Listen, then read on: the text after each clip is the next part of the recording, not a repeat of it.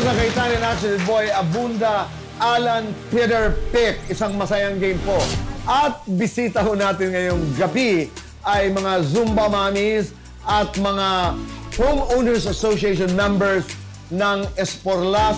Lahat sila taga Muntinlupa. Maraming salamat. 10 sa inyo ang makakalaro si Kuya Alan sa ating game na ito. Ang mananalo kay Kuya Alan ay may premyong 5,000.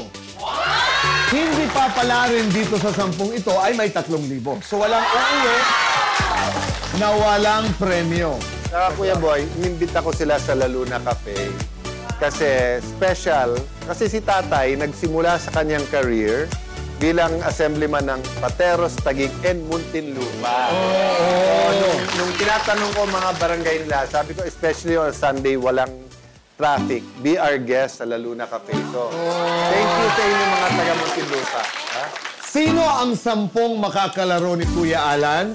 Ay meron tayong tinatawag na CIA Lucky Cards. All you have to do ay tingnan ang ilalim ng inyong mga silya. At kung sino ang meron ay pupunta dito.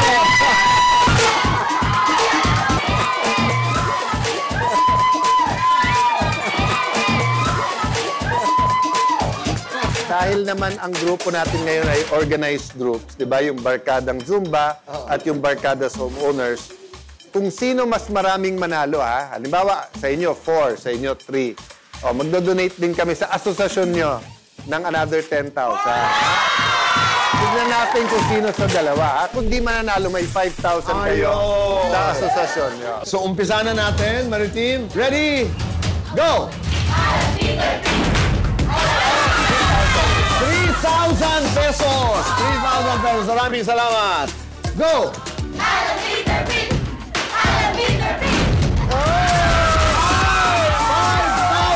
pesos! Congratulations! Go!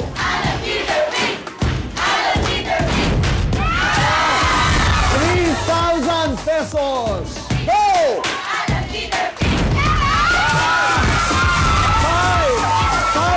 pesos! Go!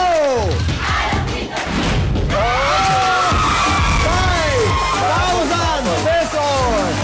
Okay. 5,000! Go! 3,000 pesos! Humahabol, humahabol, ha? 3,000 pesos! Ready! 3,000 pesos! Go! 3,000 pesos! Thank you! Go! 3,000 pesos! So may 10,000 na yung Zumba ko. Ready! Go!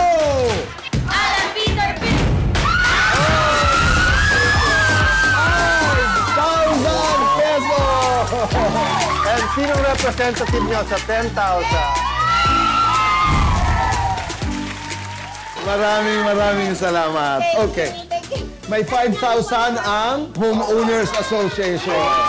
Sino ang representative? Ayun. Maraming salamat. Ngayon naman ay lahat merong Ensaymada at JC Premier Bags.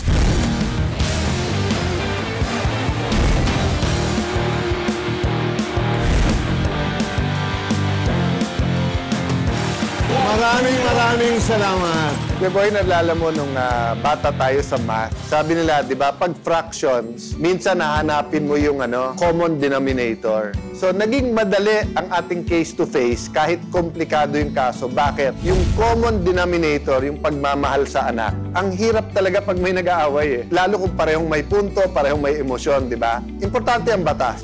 Pero mas importante, ano bang pundasyon ng pinag-uusapan? At sa pamilya, yung pagmamahal sa anak talaga eh. Pero pag nakakapanood tayo ng mga kwento, katulad nung naganap ngayon, kina Omar at saka kay Rose, nalalaman natin that it is possible. Kung gusto mo ng pananaw, kung gusto mo ng relasyon na hindi mas makaka-aggravate doon sa kaso, pwede mong lumayo ka ng corner. Kasi yung mga bata, kanina, body language pa lang ni Omar eh. Halata na hindi nito alam eh. close ako sa mga anak ko. Ang isa naman, may point of view na parang wala akong gusto. Ang gusto ko lang magkaroon ka ng relasyon. So, two sides of the story. Pag ikay, halimbawa, na nasa gitna, hindi mo talaga alam ang detalye, ang nuances. Doon naman kay Rose, sa ating OFW organic farmers, Kuya Boy, natutunan ko, pwede pala ang rose mamunga ng gulay.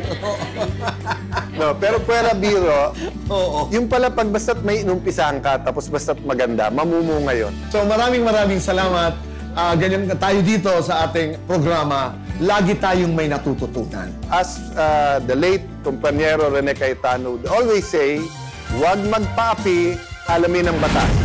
And allow me na idagdag, kung may legal na kaalaman, mas mailalaban ang ating karapatan. Doon lamang tayo sa tama. Dahil sa batas, wala tayong mawala. Kita-kita tayo muli. Dito lamang po sa